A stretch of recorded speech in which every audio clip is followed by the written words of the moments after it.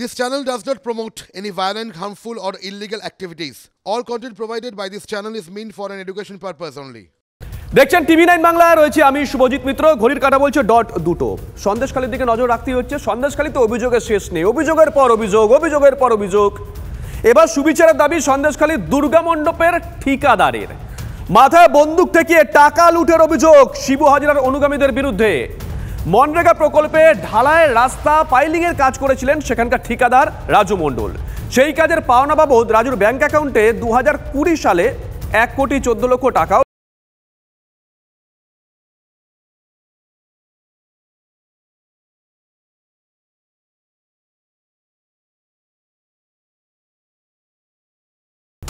ঠিকাদার ব্যবসা যারা করেন, এখানে যারা ঠিকাদারি করেন তাদের কাছ থেকেও যেভাবে টাকা আদায় করা হয়েছে, তোলা আদায় করা হয়েছে, তা যে কোনো মানুষকে অবাক করে দেবে। এই কাজ যখন করি, যখন লিংটন লেভেল হয়, তখন আমাকে শিবু হাজরা বা বিডিও অফিসের এমজি এনার্জির ইঞ্জিনিয়ার অভিজিৎ বাবু দুজন থেকে আমাকে পার্টি অফিসে ডেকে বলে সন্দেশখালী একটা মডেল হবে, আমাকে জোরপূর্বক আমাকে করতেই হবে এরকম বলে আমাকে এই কাজটা জোর করিয়ে নেয়। এমজি এনার্জির টোটাল কাজ করেছি, আমার অ্যাকাউন্ট থেকে 1,14,00,000 টাকা আমার অ্যাকাউন্টে ঢোকে।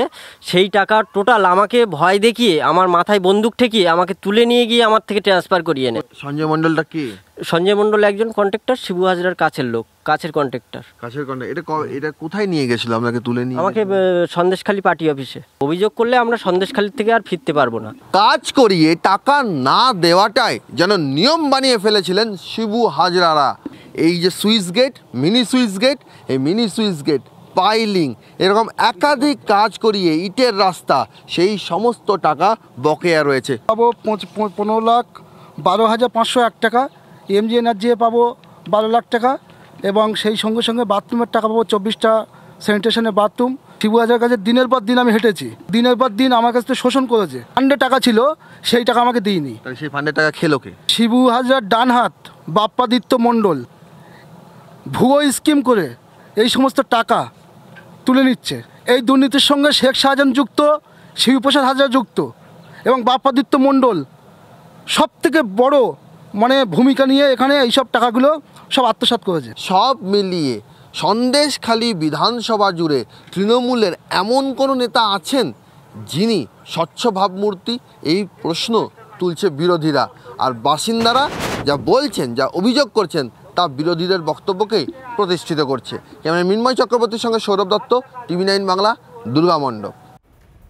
সৌরভ দত্ত আমাদের সঙ্গে রয়েছেন, আমাদের সহকর্মী সৌরভ। গ্রামবাসীরা এতদিন যে অভিযোগ করতেন, আজকে ঠিকাদারও ঠিক একই অভিযোগ করছে। তাৎপর্যপূর্ণভাবে আরও এক নেতার নাম, আরও এক নেতার অনুগামীর নাম। সৌরভ, শুভজিৎ, একেবারেই তুমি ঠিক জায়গায় ধরেছো। তো এক একটা দ্বীপের নাম বদলে যাচ্ছে, কিন্তু অভিযোগ, সেই অভিযোগ আসা কিন্তু কমছে না, উল্টে নতুন নতুন নাম উঠে আসছে। শেখ শাহজাহান, শিবু হাজরা, দুর্নীতির পিরামিডে এই দুটি নাম একেবারে কমন। এরপর এলাকা অনুযায়ী সন্দেশখালীতে যেমন উত্তম সর্দার, তোমার হচ্ছে দুর্গা মণ্ডপে সেক্ষেত্রে গোপাল মণ্ডল, রাজু মণ্ডল যারা অভিযোগ করলেন, তারা আরেক অনুগামীদের আরও দুজন নতুন অনুগামীর নাম অভিযোগ করলেন। ফলে এবং এই যে পরম্পরা একটা তৈরি হয়েছে সন্দেশখালী জুড়ে, অন্তত বিরোধীদের যে অভিযোগ যেগুলো বলছে আর বাসিন্দাদের অভিযোগ যে কথা বলছে, তাতে কিন্তু একটা বিষয় স্পষ্ট, যে সব স্তরেই একটা দুর্নীতি এবং সব স্তরেই একটা সন্ত্রাসের একটা পরিবেশ তৈরি হয়েছিল।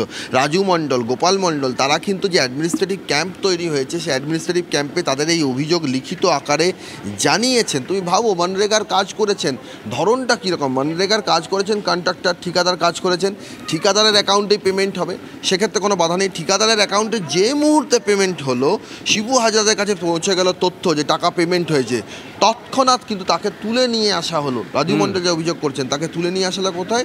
এই সন্দেশখালীর পার্টি অফিসে। সন্দেশখালীর পার্টি অফিসে তুলে নিয়ে এসে তাকে কী করা হলো না, তার মাথায় আগ্নেয়াস্ত্র ঠেকিয়ে তাকে ওই ওই টাকা কার অ্যাকাউন্টে ট্রান্সফার করতে হবে সেই নির্দেশ দেওয়া হলো। সেই মতো তিনি নির্দেশ দিলেন, ঠিকাদার একেবারে পথে বসে গেলেন। গোপাল মণ্ডল, তারও একই অভিযোগ, কাজ করে 31 লক্ষ টাকা পাওনা, সরকারি তহবিল থেকে টাকা খরচ হয়েছে কিন্তু তিনি টাকা পাননি। ফলে সব মিলিয়ে সব স্তরে, সেটা বাজারের দোকানদার হতে পারে, ব্যবসায়ী হতে পারে, সাধারণ মানুষ হতে পারেন, ঠিকাদার হতে পারেন, সবার কাছ থেকে কিন্তু একটা মোটা অঙ্কের টাকা এখান থেকে কালেকশন করা হয়। শুধু নামগুলো পাল্টিয়েছে, তুমি যে কথা বলছিলে, শুধু নামগুলো পাল্টিয়েছে, নেতাদের নাম, নেতার অনুগামীদের নাম। আর এখানে সৌরভ প্রশ্ন, হারাধনের একটা দুটো ছেলে খারাপ হতে পারে, 10টাই কি খারাপ? নজর থাকবে সৌরভ, নজর রাখো। শাহজাহানকে গ্রেপ্তারে কোনো বাধা নেই, ফের স্পষ্ট করলো কলকাতা হাইকোর্ট। শাহজাহানকে গ্রেপ্তারে বাধা নেই ইডি সিবিআই এর, শাহজাহানকে গ্রেপ্তার করতে পারে রাজ্য পুলিশও, নির্দেশ প্রধান বিচারপতি ডিভিশন বেঞ্চের। বড় খবর আজকের, রাজ্য দায়িত্ব এড়িয়ে থাকতে পারে না জানিয়েছে হাইকোর্ট। বড় খবর আজকের, শাহজাহানকে গ্রেপ্তারে কোনো বাধা নেই, ফের স্পষ্ট করলো কলকাতা হাইকোর্ট। শাহজাহানকে গ্রেপ্তারে বাধা নেই ইডি সিবিআই এর, শাহজাহানকে গ্রেপ্তার করতে পারে রাজ্য পুলিশও। টেলিফোনে আমরা যোগাযোগ করেছি বিশিষ্ট আইনজীবী এবং সাংসদ বিকাশ রঞ্জন ভট্টাচার্যের সঙ্গে। বিকাশ রঞ্জন বাবু, আদালতের নির্দেশ তো আপনি জানেন, এর পরে পুলিশ কি করবে? তারা কি গ্রেপ্তার করবে? একের পর তোপ যখন দাগছে আদালত, নাকি এবারও দেখিয়ে দেবে তো ইডি সিবিআইকে গ্রেপ্তার করতে বলা হয়েছে, তারা কেন করবে না?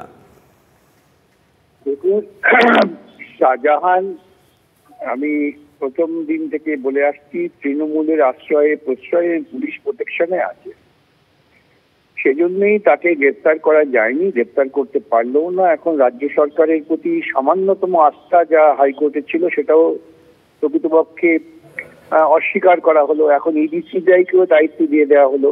ভারতবর্ষ বোধহয় প্রথম এমন একটি ঘটনা ঘটছে যে 3টি সংস্থা তারা একজন অপরাধীকে গ্রেপ্তার করার জন্য স্বাধীনতা পেতেন আদালতের নির্দেশে। এখন এই 3টি সংস্থার সঙ্গে প্রতিযোগিতা হবে। এই মুহূর্তে হয়তো রাজ্য সরকারের পুলিশ তাদের বিশ্বাসযোগ্যতা ফেরাবার জন্য 2-1 দিনের মধ্যেই শাহজাহানকে হয়তো আদালতে হাজির করিয়ে আত্মসমর্পণ করিয়ে দেওয়ার চেষ্টা করবেন। এই জন্যই করবেন কারণ ইডি সিবিআই যদি তাকে হেফাজতে নিয়ে নেয় তবে তার পক্ষে জামিনে বেরিয়ে আসা বড় কঠিন কাজ হবে।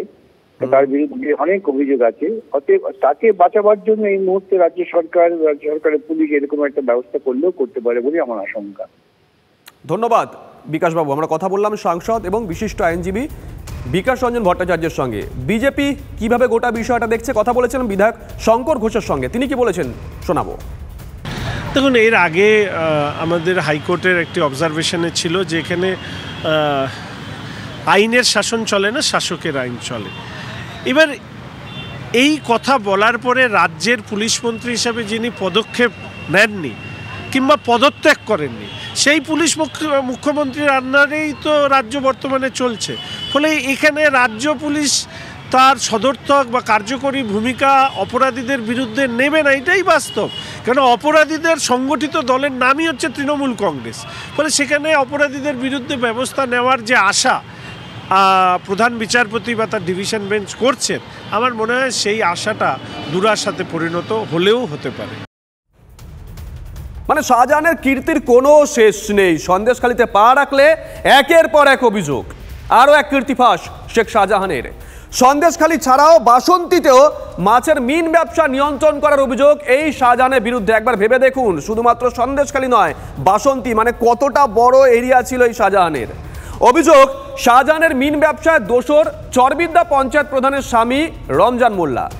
রমজানের অনুগামীদের মিন বিক্রি করতে বাধ্য হন জেলেরা। অভিযোগ, ভেরি মালিকদের চড়া দামে মিন কিনতে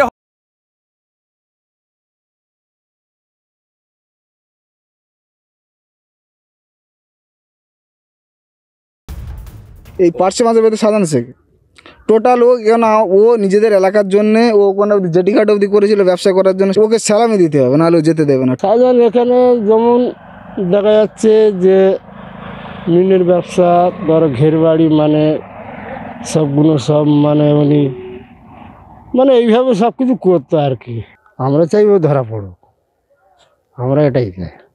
ধরা পড়লে গরিব মানুষ তাদের শান্তিতে থাকতে পারবে। পলিটিক্যাল রিয়াকশন পেয়েছি, কে কি বলেছেন পরপর শোনাই। শেখ শাহজাহান, রমজান মোল্লারা তো একই দলের, একই গোষ্ঠী, তো সেই দলের চরিত্র এ তো সকলের জানা। এটা পার্টিকুলার বাসন্তী বা সন্দেশখালির ব্যাপার নয় তো, সব জায়গায় তোলাবাজির রাজত্ব আছে তো। যতগুলোই যারাই থেকেছেন নেতৃত্বে পঞ্চায়েতে তারাই তো এই কাজ বরাবরই করে থাকে, শুধু এটা একটা নতুন কথা নয়। শেখ শাহজাহান যেমন অত্যাচার করেছে, ঠিক রমজান মোল্লাও তার যে সাম্রাজ্য গড়ে তুলেছে এবং তাদের যে অত্যাচারের শিকার হয়েছে গরিব মানুষ, সেই গরিব মানুষের মুখের কথায় তারা পুলিশ প্রশাসনের দ্বারা এফআইআর লঞ্চ করে এই রমজান মোল্লার গ্রেপ্তারের দাবি জানায়। আচ্ছা, নিশ্চয়ই আপনাদের মনে আছে বীরভূমের এক দাপুটে তৃণমূল কংগ্রেস নেতা বলেছিলেন উন্নয়ন রাস্তা দাঁড়িয়ে থাকবে, চর্চা হয়েছিল উন্নয়ন বলতে কি বুঝিয়েছিলেন তিনি, ডুয়েল মিনিং কিনা। আর সন্দেশখালিতে উন্নয়ন শুধু মুখে, শুধু সাইনবোর্ডে বলছে সেখানকার মানুষ। এলাকার বাসিন্দাদের অভিযোগ পথশ্রী প্রকল্পে আদৌ রাস্তা তৈরি হয়নি, রাস্তা তৈরি হয়েছে দাবি করে শুধু সাইনবোর্ড লাগানো হয়েছে। এলাকাবাসীর প্রশ্ন, ধীরেন মণ্ডলের বাড়ি থেকে মসজিদ বাড়ি পর্যন্ত পথশ্রী প্রকল্পের রাস্তার জন্য 41 লক্ষ টাকা বরাদ্দ হয়েছিল, সেই টাকা গেল কোথায়? দুর্নীতির মডেলের হদিশ মিলবে আর পথশ্রী প্রকল্পে দুর্নীতির খোঁজ মিলবে না, তা কি হয়? দুর্গামণ্ডপও ব্যতিক্রম নয়। এই ইটের রাস্তারও উন্নয়নের ছোঁয়া লেগেছে, উন্নয়নের ছোঁয়া লাগার কথা ছিল, কিন্তু এখানে উন্নয়নই সাইনবোর্ড হয়ে রয়েছে। পথশ্রী প্রকল্পে 41,77,963 টাকা বরাদ্দ, 28শে মার্চ 2023 সালে কাজ শুরু, কাজ শেষ, ডট ডট ডট ডট, উন্নয়ন এখানে ডট। রাস্তা ধীরেন মণ্ডলের বাড়ি থেকে এই রাস্তা মসজিদ বাড়ি পর্যন্ত হওয়ার কথা ছিল। বোর্ড আনলো, এখানে বোর্ডটা খাড়া করলো, করে দেখলাম 5-7 জন লোক আসলো, ওরা একটা মোবাইলে ছবি করে নিল, নিয়ে বলল কাকু আজকের মিস্ত্রি আসেনি, মালপত্র আনা হয়নি, জমানো যাচ্ছে না, আপনার বাড়ির মধ্যে রেখে দিচ্ছি। টাকাটা কোথায় গেল? টাকাটা কি করে জানবো, এতদিন টাকা থাকে? রাস্তাটা আজকের 20-25 বছর ওইভাবে পড়ে আছে, অনেকবার হয়তো স্যাংশন হয়েছে, ওইরকম বোর্ড দেখেছি কিন্তু রাস্তা হয়নি। টাকা এখন কোথায় যাচ্ছে এখন বাবুরা জানে। টাকা কি বলি বলেন তো, বাবুদের মনে হয় কিছু একটা শরবত টরবত খেতেই চলে গিয়েছে হয়তো। ঠিকাদারদের জিজ্ঞাসা করলে ঠিকাদাররা বলে যে এই কাজ টাকা নেই, টাকা দিচ্ছে না বিডিও অফিস থেকে। এটা হলো হাতির দাঁতের মতো, হাতির দাঁত যেরকম বার হলেই দেখানোর মতো থাকে, তো বোর্ডটা ঠিক ওই রকম হাতির দাঁত, রাস্তা হয়নি। সিপিএমের আমলে যা ইটির রাস্তা যা করেছিল তাতে মানুষ যাওয়া আসা করছিল, এই ইটির রাস্তাটা ইটগুলো তুলে নিয়ে তো এখন সাধারণ মানুষ যাওয়া আসা করতেই পারে না, এরাই তুলে নিয়েছে যারা ক্ষমতা আছে এখন। কেন ইটগুলো তুলে পরে কী করবে? ইট তুলে কোথায় আবার ঘর টর করতে খেতে পেয়ে যাবেন। এর বিষয়ে এবার পার্টির নেতৃত্ব যারা আছে সেই পয়সা করি যা হয়ে গেছে তাদের মতো। টাকাটা কোথায় যাচ্ছে? ভোট যে আসুক আমাদের উন্নয়ন আমাদেরকে দেখাতে হবে। মমতা ব্যানার্জিকেও বলছি তারা যেন উন্নয়ন করুক। টাকা কোথায় যায়? বাসিন্দারা বলছেন টাকা কোথায় আবার যায়? টাকা যেখানে যাচ্ছে সেখানেই যায়, টাকা যেখান থেকে উদ্ধার হচ্ছে তাদের কাছেই যায়। মডেলটা সব জায়গাতেই এক, দুর্নীতির মডেল। ক্যামেরা মিনময় চক্রবর্তীর সঙ্গে সৌরভ দত্ত, TV9 বাংলা, দুর্গামণ্ডপ। যার বিরুদ্ধে অভিযোগ সেই পঞ্চায়েত প্রধানের সঙ্গেও কথা বলেছিলাম আমরা, তিনি কি বলেছেন শোনাই। পথশ্রী প্রকল্পে ওই যে 41 লক্ষ টাকা বরাদ্দ হয়েছিল, ওই রাস্তাটা সাইনবোর্ড পড়ার পরও হয়নি কি? ওটা ওই রাস্তাটা হবে ওই পথশ্রী প্রকল্পের দ্বারে, ওটা হবে। আগে দুটো হয়ে গেছে আর ওটা এখনো বাকি আছে, ওটা হবে। কন্ট্রাক্টর আসতেছে না, সেই জন্য হচ্ছে না। ওই ঠিকাদার আসছে না কেন দাদা? তা তো বলতে পারবো না। এলাকাবাসী অভিযোগ করছেন যে ওই টাকাটা বরাদ্দ হয়েছিল কিন্তু ঠিকাদারদের কাছ থেকে শিবু হাজরার অনুদান। সব প্রশ্নের উত্তর আমি কি করে দেবো বলুন তো? আমি কি করে দেবো? সব প্রশ্নের উত্তর আমি কি করে দেব বলুন তো? মিষ্টি হেসে বললেন, তাই না? এই মানুষগুলোই কিন্তু নির্বাচনের সময় আমার আপনার বাড়ির সামনে হাত জোর করে বলে আমাদের ভোট দিন, সারা বছর পাশে থাকবো। যাই হোক, ওই যে বললাম খবরের শেষ নেই, জমি ফেরত দেওয়া হচ্ছে বলছে প্রশাসন, শাসক দল বলছে জমি তো ফেরত দিয়ে দিচ্ছে, কিন্তু সেখানকার বাসিন্দারা বলছেন জমি ফেরত দিলেই হবে না, সেই জমি পুনরায় চাষযোগ্য করে দিতে হবে, এমনই দাবি তুলেছেন সন্দেশখালীর বাসিন্দারা। জমি চাষযোগ্য করে তোলার ব্যাপারে সব রকমের আশ্বাস দিয়েছেন প্রশাসনের আধিকারিকরা। গতকাল সন্দেশখালী 2 নম্বর পঞ্চায়েত অফিসে বৈঠক করেন বিডিও, এডিএম সহ অন্যান্য অফিসাররা। সূত্রের খবর, যেসব জমি চরিত্র বদলে ভেরি তৈরি হয়েছিল সেই সব ফের চাষযোগ্য করার ব্যাপারে আধিকারিকরা যৌথ পরিদর্শন করবেন। চাষবাস করলে এবছর বোঝা যাবে যে কতটা যে হ্যাঁ শিওর না, আবার হচ্ছে হয়তো আবার কাড়ি নিল কেউ এসে হচ্ছে বলে যায় আসা হবে না, আবার এরকম শেখ শাহজাহান গুন্ডা বাহিনী এসে যদি আবার জল তুলে দেয় তো আবার বিপদ। এখন পরিস্থিতি একটুখানি অসুবিধা হবে প্রথম বছরটা। গাছগুলো মরে যাচ্ছে, তাহলে আর আমরা তৈরি করতে পারবো? এখান থেকে 5 বছর আবার পিছিয়ে যেতে হবে। আমাদের মিষ্টি জল আসবে, একের পর এক ধোয়াট খাবে, চাষবাস করব, আবার গাছ লাগাবো ফলকার গাছ, তবে তা আমাদের বয়স কেটে যাবে। এখন তো আমাদের 60 বছর বয়স। এই ভেড়িগুলো ভেঙে আবার সব ভরাট করে দেবে বলছে, দিয়ে যখন চাষটা হবে তবে তো আমাদের মনে আনন্দটা আসবে। মানে আমরা ম্যাক্সিমামটাই আমরা সলভ করে ফেলেছি, মানে পাট্টা রেকর্ড বলুন, কারো রেকর্ড কারেকশান বলুন, ল্যান্ড গ্র্যাবিং বলুন, কেউ লিজ অ্যামাউন্ট ডিউ বলুন, তো এরকম করে আমরা মোটামুটি প্রায় ম্যাক্সিমাম কমপ্লেনগুলো আমরা সলভের দিকে চলে এসেছি। এই জমিগুলোকে কিভাবে এগ্রিকালচারাল ল্যান্ডে আবার ফেরত পাঠানো যায়, কারণ এটা কিন্তু 1-2 মাসের নয়, এটা প্রায় 1.5-2 বছর লাগবে, তো সেইটা কিভাবে করা যায় সেইভাবে আমরা দেখব। স্থানীয় বিডিও অফিসের তরফ থেকে দাবি করা হচ্ছে যে প্রতিদিনই নতুন নতুন অভিযোগ জমা পড়ছে এবং সেই সমস্ত অভিযোগ দ্রুততার সঙ্গে খতিয়ে দেখা হচ্ছে এবং 2 থেকে 3 দিনের মধ্যে সেই সমস্ত সমস্যার সমাধান করে জমির মালিককে তাদের নিজেদের জমি ফিরিয়ে দেওয়া হচ্ছে। তবে যারা বা জমির মালিকরা এখনও পর্যন্ত জমি ফিরে পেয়েছেন তারা কিন্তু সম্পূর্ণরূপে আশ্বস্ত হতে পারছেন না। কোথাও গিয়ে জমি ফিরে পেয়ে তারা খুশি অবশ্যই, কিন্তু তারা যেটা দাবি করছেন যে যতক্ষণ না পর্যন্ত তাদের সেই পুরনো চাষযোগ্য জমি ফিরে আসছে বা এই যে ভেড়িতে নোনা জল এতদিন ধরে ছিল সেই জমি চাষের উপযোগ্য না হয়ে উঠছে ততদিন তারা সম্পূর্ণরূপে খুশি হতে পারছেন না। এবং সেই জায়গা থেকে যেটা স্থানীয় বিডিও অফিসের তরফ থেকে বা যারা আধিকারিকরা রয়েছেন তারা যেমনটা দাবি করছেন যে ইতিমধ্যেই তারা সংশ্লিষ্ট দপ্তরের সঙ্গে আলোচনা করছেন যে এই সমস্ত জমি, যে সমস্ত জমি চাষযোগ্য জমিতে এতদিন ধরে ভেড়ি ছিল সেগুলোকে কি করে তার পুরনো চরিত্রে ফিরিয়ে দেওয়া যায় বা আবার যাতে চাষযোগ্য হয়ে ওঠে দ্রুততার সঙ্গে, সেই চেষ্টাও কিন্তু করা হচ্ছে। তার পাশাপাশি যেটা সবথেকে উল্লেখযোগ্য, এখনও পর্যন্ত যে সমস্ত অভিযোগগুলো জমা পড়েছে তার মধ্যে সন্দেশখালী 2 নম্বর ব্লকের দাড়ির জঙ্গল মৌজাতেই কিন্তু সবথেকে বেশি অভিযোগ। তার পাশাপাশি জেলিয়াখালী রয়েছে, অন্যান্য আরও কয়েকটি জায়গা বা গ্রাম রয়েছে। তবে এই দাড়ির জঙ্গল যে মৌজা সেখানকার যে গ্রামের বাসিন্দারা রয়েছেন তাদেরকে কিন্তু ইতিমধ্যেই জমি ফিরিয়ে দেওয়ার যে প্রক্রিয়া স্থানীয় প্রশাসনের তরফ থেকে শুরু হয়েছে। স্বাভাবিকভাবেই জমি ফিরে পেয়ে দীর্ঘদিন পরে গ্রামের বাসিন্দারা কিন্তু অনেকটাই খুশি, তবে তাদের জমি চাষযোগ্য হয়ে উঠলে তারা আরও খুশি হবেন এমনটাও কিন্তু দাবি করছেন। সন্দেশখালী থেকে ক্যামেরায় রজত শিকদারের সঙ্গে সুপ্রিয় গুহ, TV9 বাংলা।